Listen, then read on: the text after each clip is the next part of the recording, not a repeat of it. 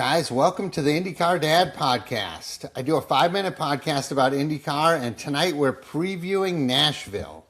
Now, I like to do my homework and bring a good presentation to you. Typically, I use historic results at a given track to tell you which drivers fare well here and which drivers don't.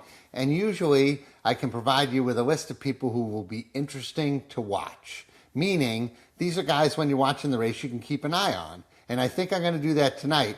But it's a challenge. The reason it's a challenge is because we only ran at Nashville in 2024 and 2025. The series didn't race there for 16 years.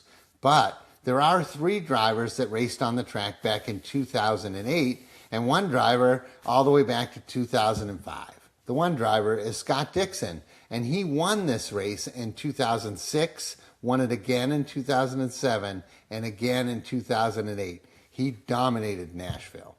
So the other 2 drivers that ran this race in 2008 are, anyone want to guess? Graham Rahal and Will Power. So the oldsters, basically, the oldest guys in the field.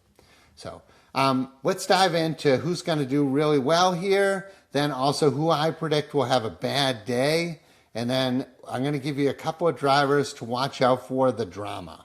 So the most notable driver here is Joseph Newgarden. When we say he's a short track whiz, he's a short track whiz, and he's from the Nashville area, so this one is near and dear to him.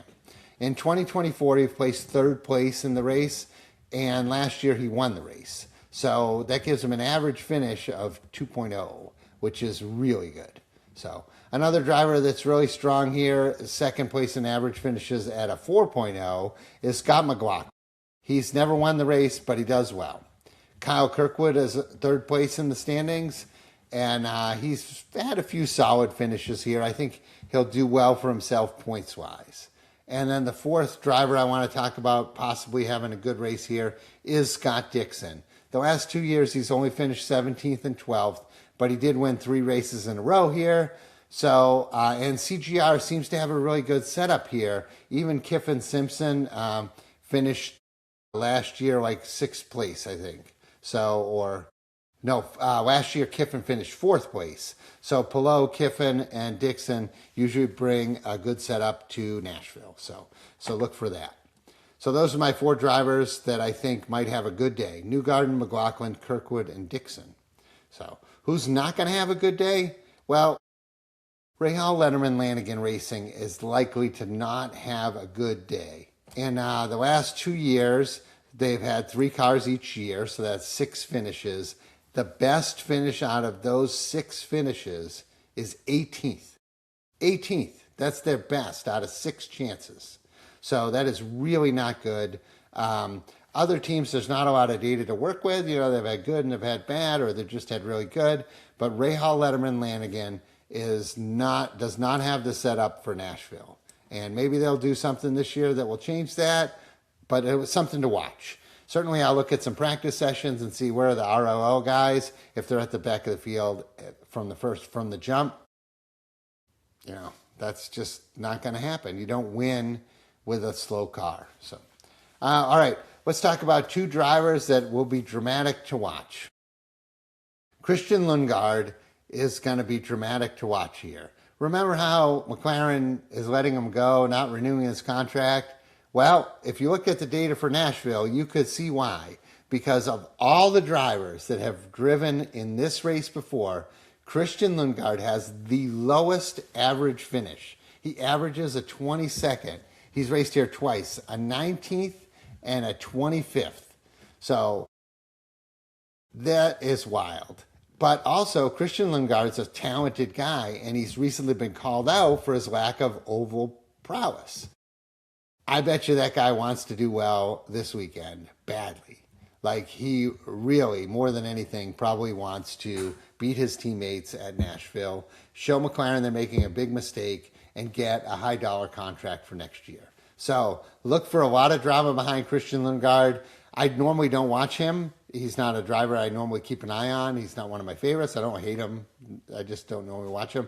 But I'll be watching him on Sunday. So watch Lundgaard in the 7. So The other driver to watch for is a driver I consistently hear people tell me is good at ovals, but I don't see it. Christian Rasmussen has an average finish here. He's the second worst average finisher here of 20 and a half. And I just think that's awful. He finished once 14th and once 27th. Like, why is this guy still in IndyCar? He's doing horribly.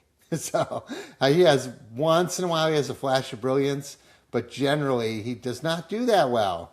I hate to call him out, but he's one of the first people who got his contract renewed this year, and I think that's going to seem like a mistake when the end of the year comes and talented guys don't have rides for next year.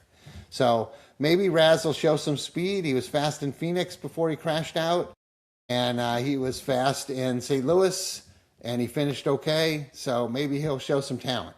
Again, just like Lundgaard, another guy to watch because there's a lot of tension and drama behind the performance of Lundgaard and Rasmussen.